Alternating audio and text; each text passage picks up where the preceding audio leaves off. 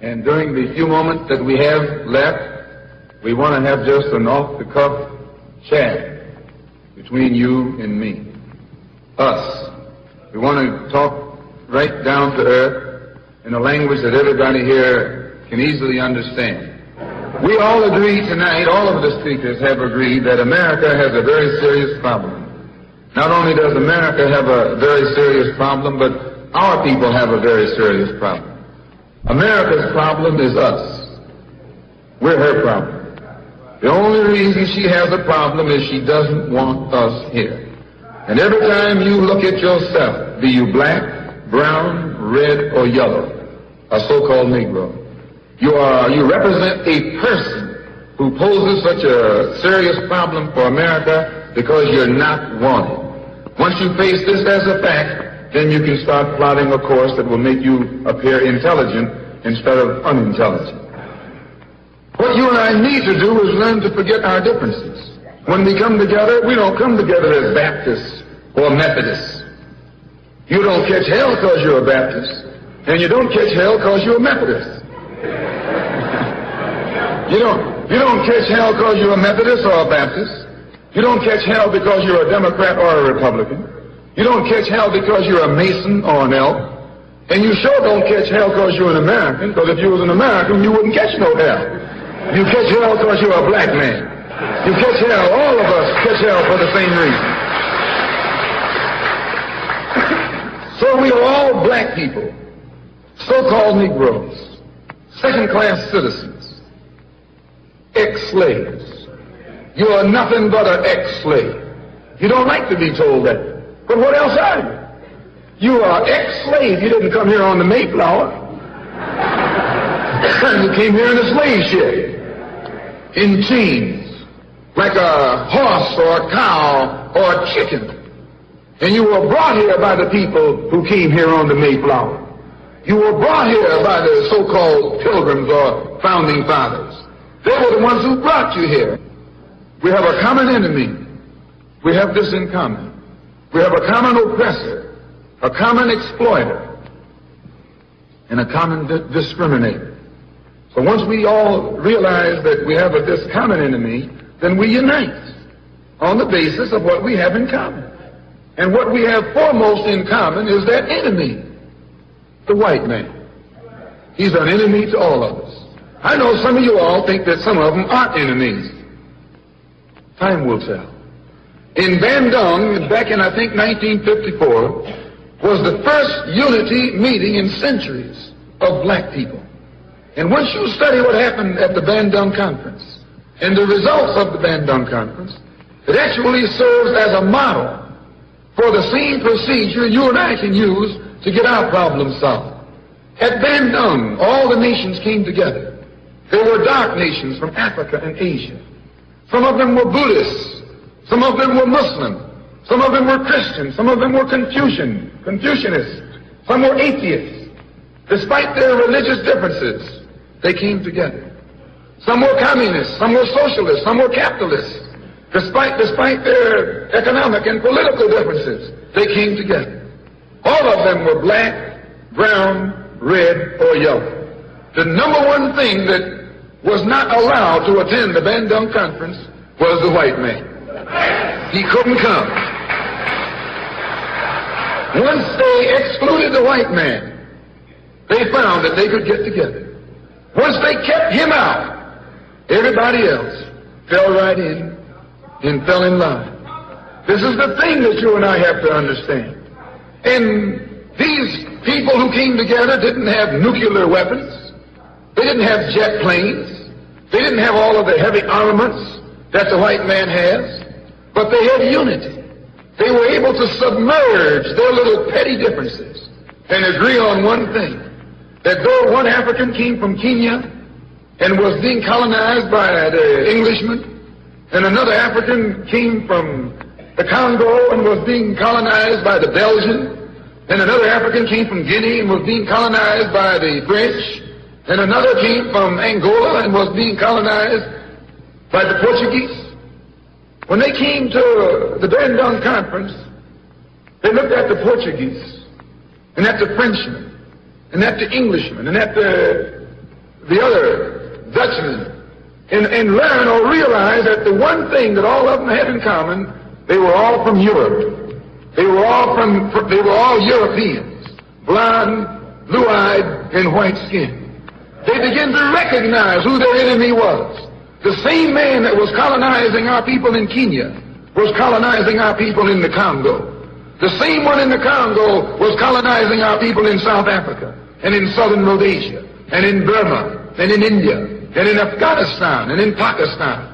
They realized all over the world where a dark man was being oppressed, he was being oppressed by the white man. Where the dark man was being exploited, he was being exploited by the white man. So they got together under this basis, that they had a common enemy. And when you and I here in Detroit and in Michigan and in America, who have been awakened today, look around us, we too realize here in America, we all have a common enemy.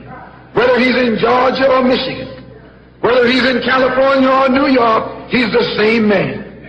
Blue eyes and blonde hair and pale skin. Same man.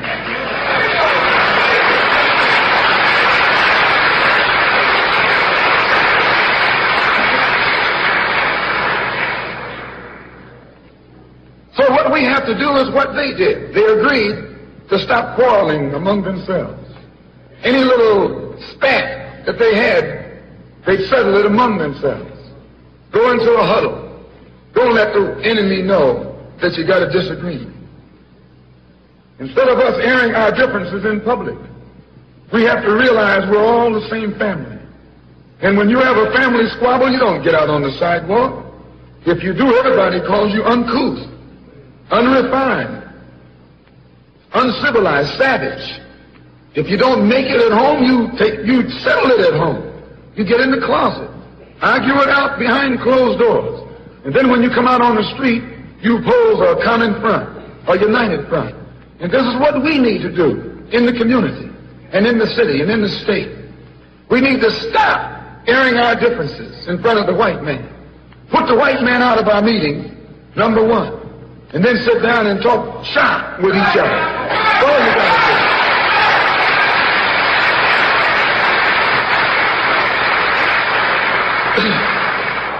I would like to make a few comments concerning the difference between the Black Revolution and the Negro Revolution. There's a difference. Are they both the same? And if they're not, what is the difference? What is the difference between a Black Revolution and a Negro Revolution? First, what is a revolution? Sometimes I'm inclined to believe that many of our people are using this word revolution loosely, without taking careful consideration what this word actually means and what its historic characteristics are. When you study the historic nature of revolutions, the motive of a revolution, the objective of a revolution, and the result of a revolution, and the methods used in a revolution, you may change words. You may devise another program.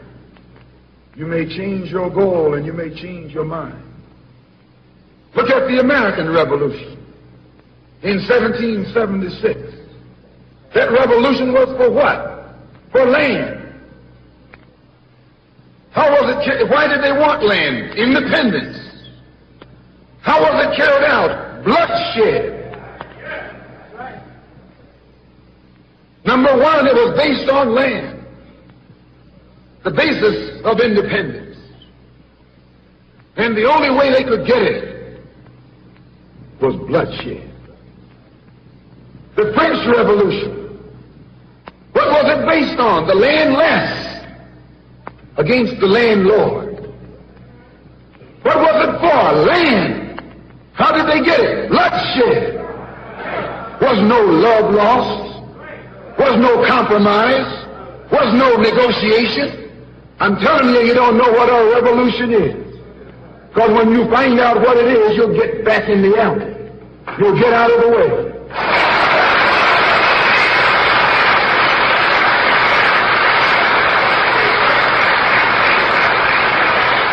moment. The Russian Revolution. What was it based on? Land. The landless against the landlord.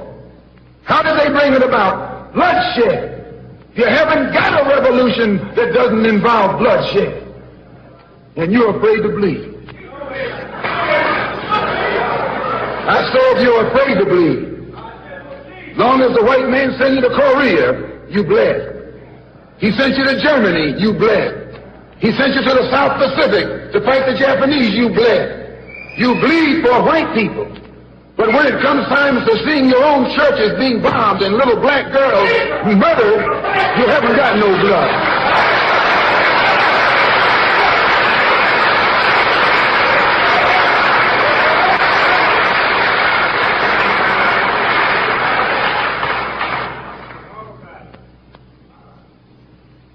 You bleed when the white man says bleed. You bite when the white man says bite. And you bark when the white man says bark. I hate to say this about us, but it's true. How you going to be nonviolent in Mississippi as violent as you were in Korea?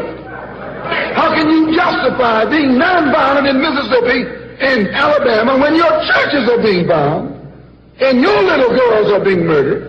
And at the same time, you're going to get violent with Hitler and Tojo and somebody else that you don't even know.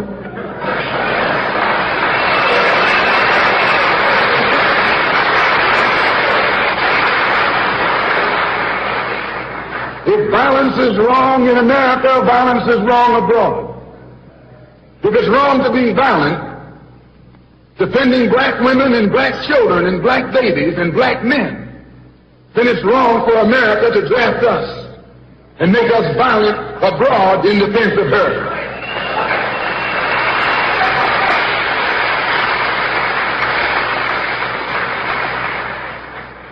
And if it is right for America to draft us and teach us how to be violent in defense of her, then it is right for you and me to do whatever is necessary to defend our own people right here in this country.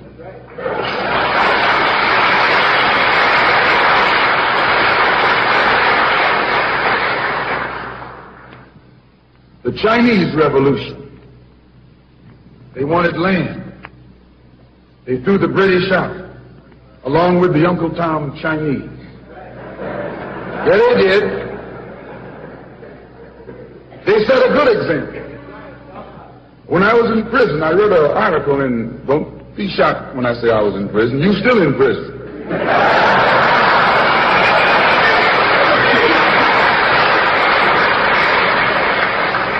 That's what America means, prison.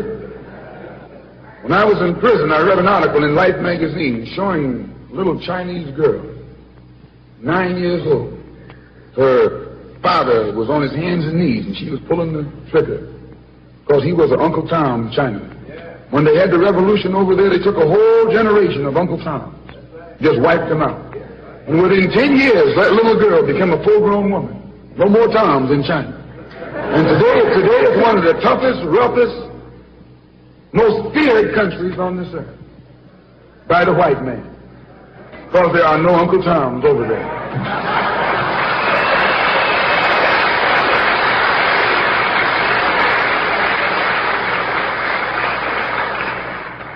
Of all our studies, history is best qualified to reward all research.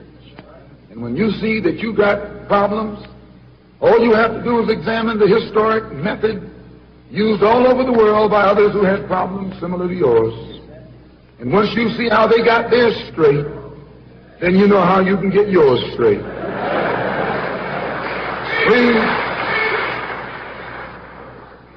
There's been a revolution, a black revolution going on in Africa.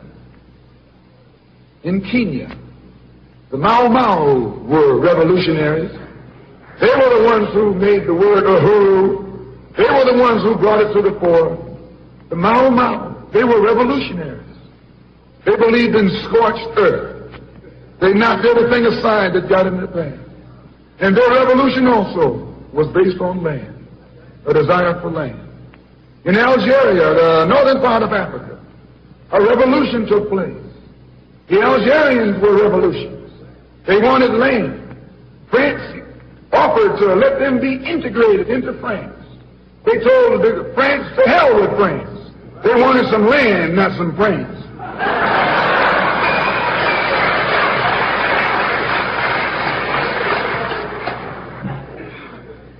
And they engaged in a bloody battle. So I cite these various revolutions, brothers and sisters, to show you, you don't have a peaceful revolution. You don't have a turn the other cheek revolution. There's no such thing as a nonviolent revolution. Only kind of revolution that's nonviolent is the Negro revolution.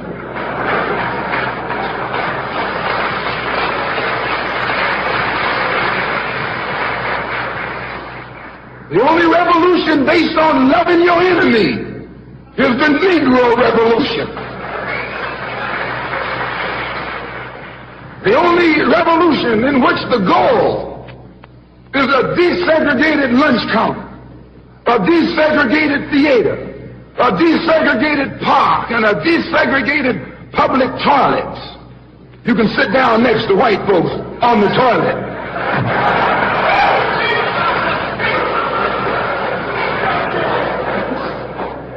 That's no revolution.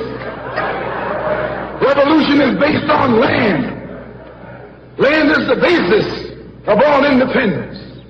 Land is the basis of freedom, justice, and equality. The white man knows what a revolution is. He knows that the black revolution is worldwide, in scope and in nature. The black revolution is sweeping Asia, sweeping Africa. It's rearing its head in Latin America. The Cuban Revolution, that's a revolution. They overturned the system.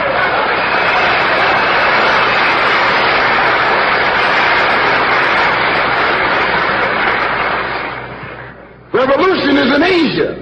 Revolution is in Africa. And the white man is screaming because he sees revolution in Latin America. How do you think he'll react to you when you learn what a real revolution is? You don't know what a revolution is. If you did, you wouldn't use that word. A revolution is bloody. Revolution is hostile. Revolution knows no compromise. Revolution overturns and destroys everything that gets in its way. And you sitting around here like a knot on the wall saying, I'm going to love these folks no matter how much they hate me. No, you need a revolution.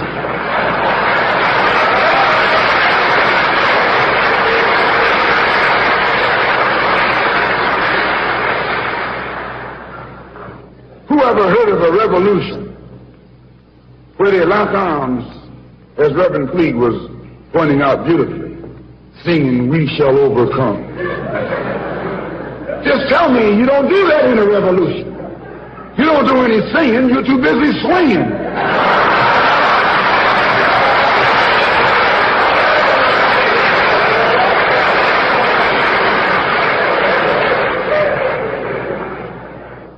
It's based on land. A revolutionary wants land so he can set up his own nation, an independent nation. These Negroes aren't asking for no nation. They're trying to crawl back on the plantation.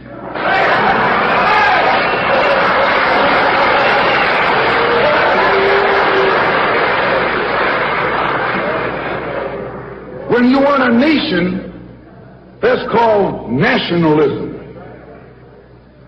When the white man became involved in a revolution in this country against England, what was it for?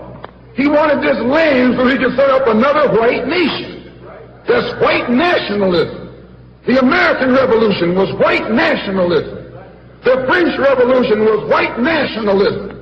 The Russian Revolution, too, yes, it was white nationalism. You don't think so? Why you think Khrushchev and Mao can't get their heads together? White nationalism.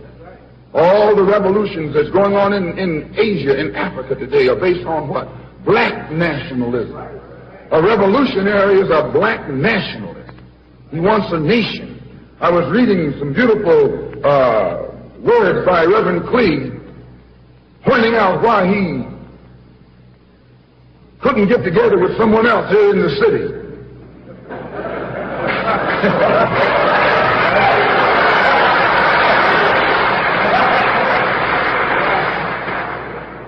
Because all of them were afraid of being identified with black nationalism.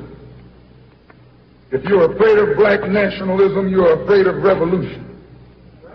And if you love revolution, you love black nationalism.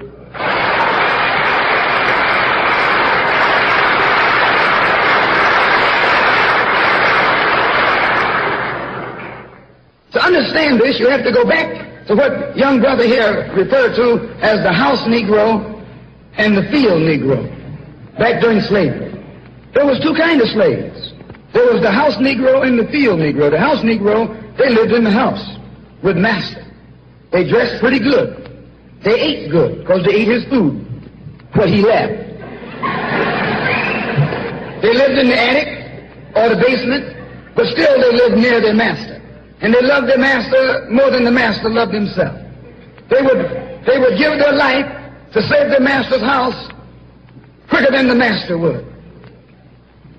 The house Negro, if the master said, "We got a good house here," the house Negro said, "Yeah, we got a good house here." Whenever the master said "we," he said "we." That's how you can tell a house Negro.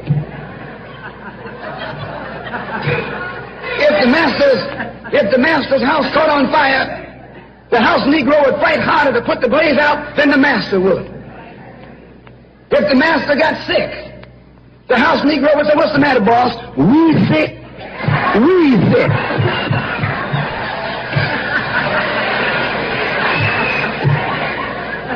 He identified himself with his master more than his master identified with himself.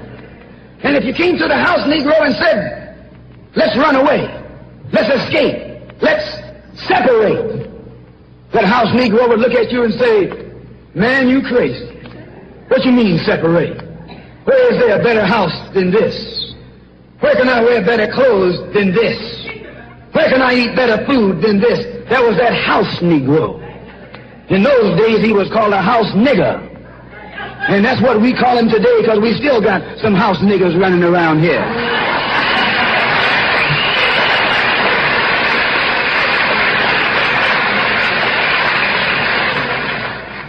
This modern house Negro loves his master. He wants to live near him. He'll pay 3 times as much as the house is worth just to live near his master. And then brag about, "I'm the only Negro out here."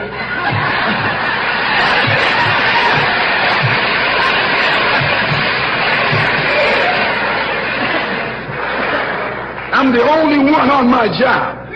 I'm the only one in this school. You're nothing but a house Negro." And if someone come to you right now and say, "Let's separate," you say the same thing that the house Negro said on the plantation. What you mean separate? From America? This good white man? Where you gonna get a better job than you get here? I mean, this is what you say. I ain't left nothing in Africa. That's what you say. Why, you left your mind in Africa.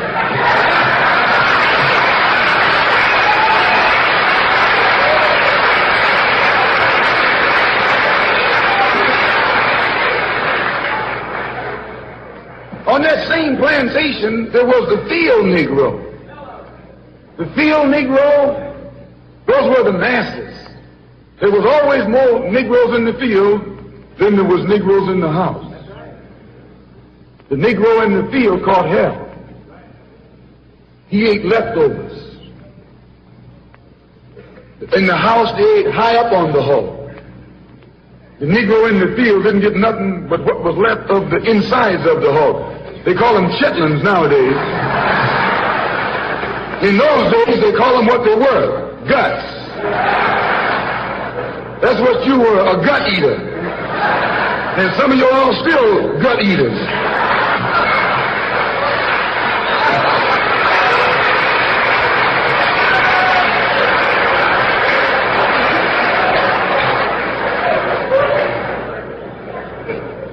Negro was beaten from morning till night. He lived in a shack, in a hut. He wore cast-off clothes.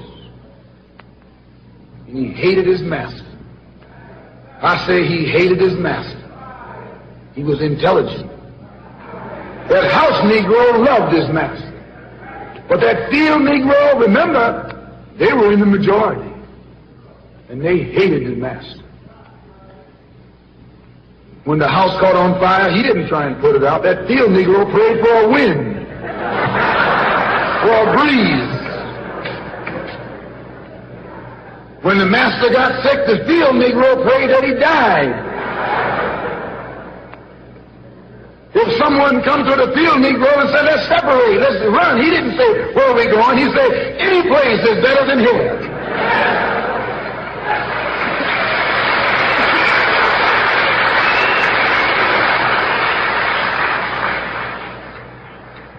You got field Negroes in America today.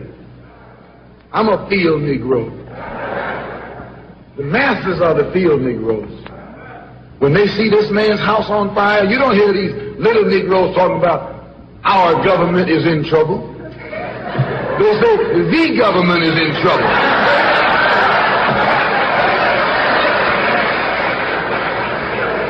Imagine a Negro, our government. I even heard one say, our astronauts. They won't even let him near the plant. And our astronauts. Our Navy. That's a Negro that's out of his mind. That's a Negro that's out of his mind. Just as the slave master in that day used Tom, the house Negro, to keep the field Negroes in check, the same old slave master today has Negroes who are nothing but modern Uncle Toms, 20th century Uncle Toms, to keep you and me in check, keep us under control, keep us passive and peaceful and nonviolent. That's Tom making you nonviolent. It's like when you go to the dentist and the man is going to take your tooth. You're going to fight him when he starts pulling. So they squirt some stuff in your jaw called Novocaine to make you think they're not doing anything to you. So you sit there, and because you got all that Novocaine in your jaw, you suffer peacefully.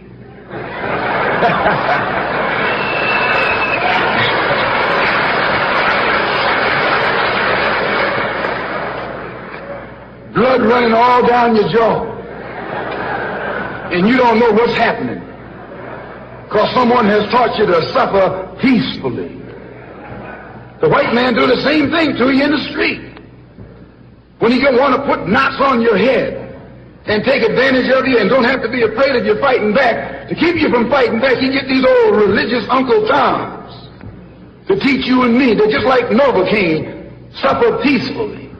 Don't stop suffering, just suffer peacefully. As Reverend Cleve pointed out, let your blood flow in the streets. This is a shame. And you know, he's a Christian preacher. If it's a shame to him, you know what it is to me.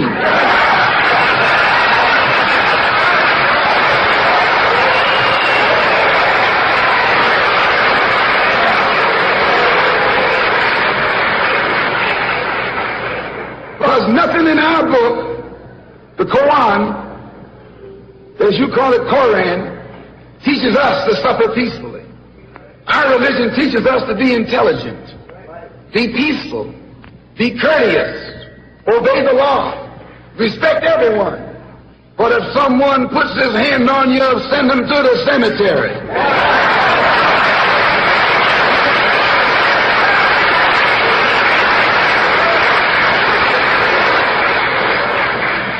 That's a good religion. In fact, that's that old-time religion.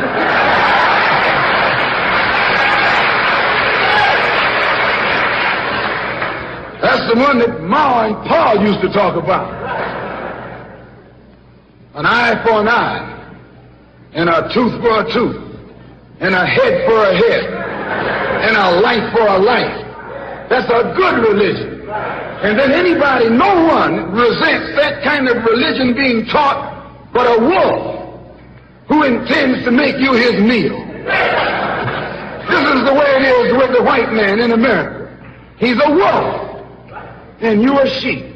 Anytime a shepherd, a pastor, teach you and me not to run from the white man, and at the same time teach us don't fight the white man, he's a traitor to you and me.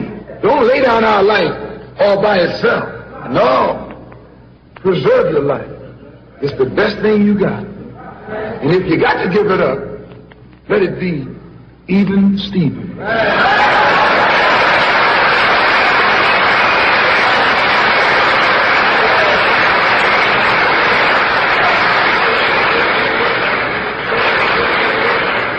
The slave master took Tom and dressed him well and fed him well and even gave him a little education. Gave him a long coat and a top hat and made all the other slaves look up to him. Then he used Tom to control them. The same strategy that was used in those days is used today by the same white man. He take a Negro, so-called Negro, and make him prominent. Build him up, publicize him, make him a celebrity, and then he becomes a spokesman for Negroes and a Negro leader.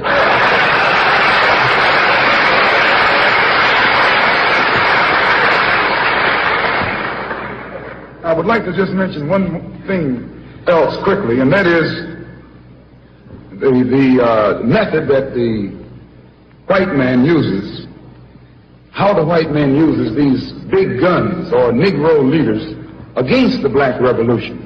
They're not a part of the black revolution. They're used against the black revolution. When Martin Luther King failed to desegregate Albany, Georgia, the civil rights struggle in America reached its low point. King became bankrupt almost as a leader. Plus, even financially, the Southern Christian Leadership Conference was in financial trouble, plus it was in trouble, period, with the people when they failed to desegregate Albany, Georgia. Other Negro civil rights leaders of so-called national stature became fallen idols. As they became fallen idols, began to lose their prestige and influence, local Negro leaders began to stir up the masses. In Cambridge, Maryland, Gloria Richardson. In Danville, Virginia, and other parts of the country, local leaders begin to stir up our people at the grassroots level. This was never done by these Negroes whom you recognize of national stature. They controlled you, but they never incited you or excited you. They controlled you, they contained you. They kept you on the plantation. As soon as King failed in Birmingham, Negroes took to the streets. King got out and went out to California to a big rally and raised about, I don't know how many thousands of dollars. Come to Detroit and had a march and raised some more thousands of dollars. And recall, right after that, Wilkins attacked King, accused King and the Corps of starting trouble everywhere and then making the NAACP get him out of jail and spend a lot of money, and then he accused King and Corps of raising all the money and not paying it back. This happened. I got it in documented evidence in the newspaper. Roy started attacking King, and King started attacking Roy, and Farmer started attacking both of them. And as these Negroes of national stature begin to attack each other, they begin to lose their control of the Negro masses. And Negroes was out there in the streets. They was talking about, we're going to march on Washington. By the way, and right at that time, Birmingham had exploded, and the Negroes in Birmingham, remember, they also exploded. They began to stab the crackers in the back and bust them upside the head. Yes, they did. That's when Kennedy sent in the troops down in Birmingham. So, and right after that, Kennedy got on the television and said, this is a moral issue. That's when he said he's going to put out a civil rights bill. And when he mentioned civil rights bill and the Southern crackers started talking about they were going to boycott it or filibuster it, then the Negroes started talking about what? We're going to march on Washington, march on the Senate, march on the White House, march on the Congress, and tie it up, bring it to a halt. Don't let the government proceed. They even said they were going to go out to the airport and lay down on the runway and don't let no airplanes land. I'm telling you what they said. That was revolution. That was revolution. That was the black revolution. It was the grassroots out there in the street. Scared the white man to death. Scared the white power structure in Washington, D.C. to death. I was there. When they found out that this black steamroller was going to come down on the Capitol, they called in Wilkins. They called in Randolph. They called in these national Negro leaders that you respect and told them, call it off. Kennedy said, look, y'all letting this thing go too far. And old Tom said, boss, I can't stop it because I didn't start it.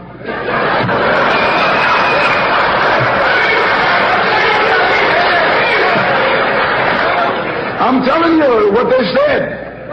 They said, I'm not even in it, much less at the head of it. They said, these Negroes are doing things on their own. They're running ahead of us. And that old shrewd fox, he said, well, if you all aren't in it, I'll put you in it. I'll put you at the head of it. I'll endorse it. I'll welcome it. I'll help it. I'll join it. A matter of hours went by. They had a meeting at the Carlisle Hotel in New York City.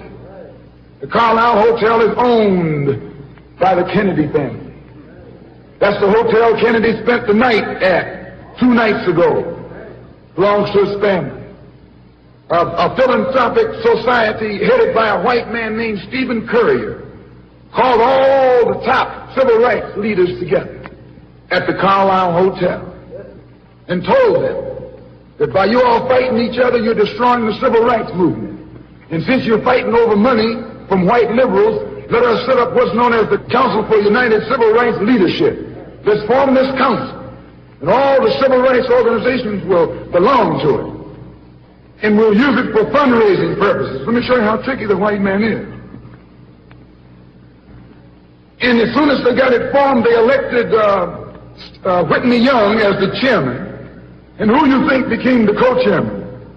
Stephen Currier, the white man. A millionaire. Powell was talking about it down at the Cobo today. This is what he was talking about. Powell knows it happened. Randolph knows it happened. Wilkins knows it happened. King knows it happened. Every one of that so-called Big Six. They know what happened. Once they formed it, with the white man over it, he promised them and gave them $800,000 to split up between the Big Six. And told them that after the march was over, they'd give them $700,000 more. $1.5 million split up between the leaders that you've been following, going to jail for, crying crocodile tears for, and they've nothing but Frank James and Jesse James and brothers.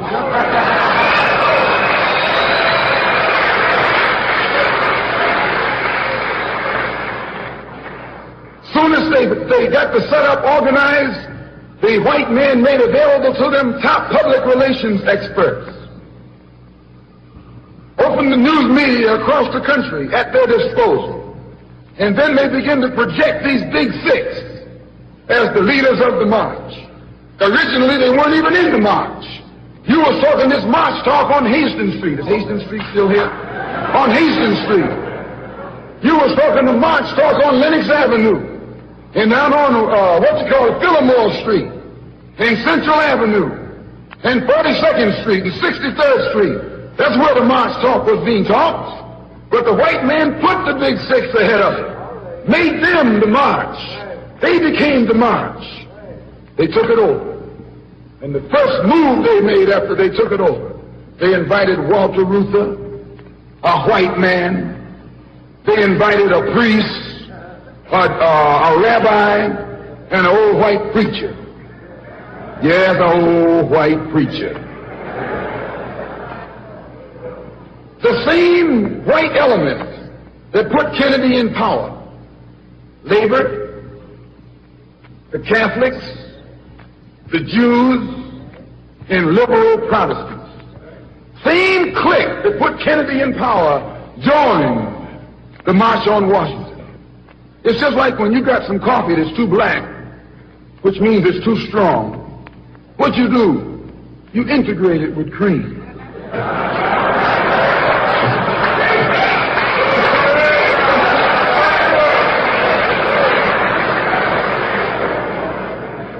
You make it weak.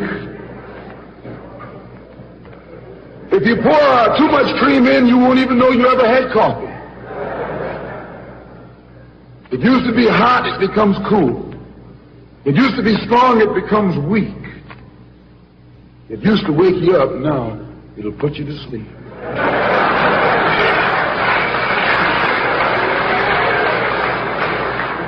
This is what they did with the March on Washington. They joined it. They didn't integrate it, they infiltrated it. They joined it, became a part of it, took it over. And as they took it over, it lost its militancy. They ceased to be angry. They ceased to be hot. They ceased to be uncompromising. Why, it even ceased to be a march. It became a picnic, a circus. Nothing but a circus with clowns and all. We had one right here in Detroit. I saw it on television with clowns leading it, white clowns and black clowns. I know you don't like what I'm saying, but I'm going to tell you anyway, because I can prove what I'm saying. If you think I'm telling you wrong, you bring me Martin Luther King and A. Philip Randolph and James Farmer and those other three, and see if they'll deny it over the microphone. No, it was a sellout.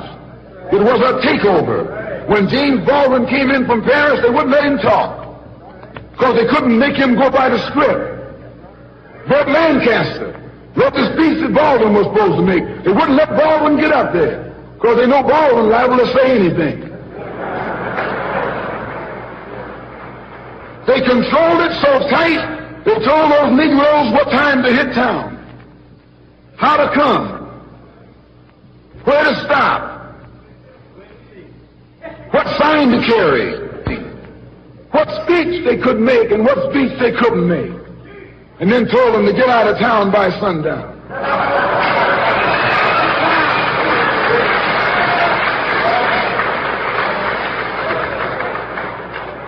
And every one of those Toms were out of town by sundown. Now, I know you don't like my saying this, but I can back it up. It was a circus, a performance that beat anything Hollywood could ever do. The performance of the year. Luther and those other three devils should get a Academy Award for the best actors, because they acted like they really loved Negroes and fooled a whole lot of Negroes. And the 6 Negro leaders should get an award, too, for the best supporting cast.